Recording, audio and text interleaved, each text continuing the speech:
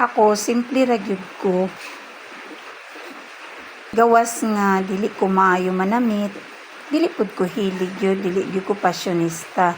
Kay basig una-una na ako dili man siguro ko angayan kung magsuot-suot ko. Gawas ana wala pud ko ikapalit. Pero bisan pa naningkamot ko nga makahatag bahala ginagmay lang ma-share nako ang mga ginagmay na kong mga sinina. Dili man ko daghag sinina, gamay ra gyud kay unsa pay kabus no.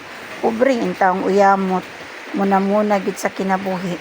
Apan bisan pa sa atong kapobrehon naaman gyud mga sinina nato no nga kanang maayo pa gani nya pwede pa nato i-share na wala na nato gisuot.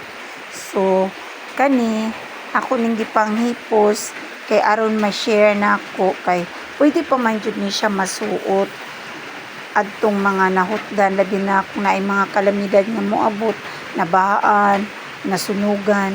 So maayo na lang ni siya bisan tuod og dili man pud ni siya mga branded kay gani sa akong gikasulti na dili man jud ko maka-afford og mga maayong sinina no kanang mga branded dili ko particular ana.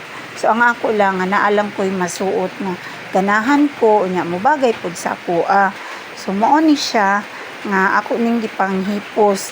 Bahala lang gud og kanang dili branded pero mga lig-on pa man og makatabang gyud kanang kung wala gani gyud kay sinina nga masuot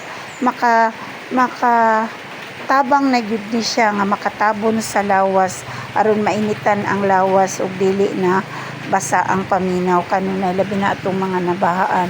So maayo na lang ni makatabang og gamay. Sigon sa kong giingon, dili man ko daghan og sinina pero willing ko nga mo share aning uban akong mga sinina.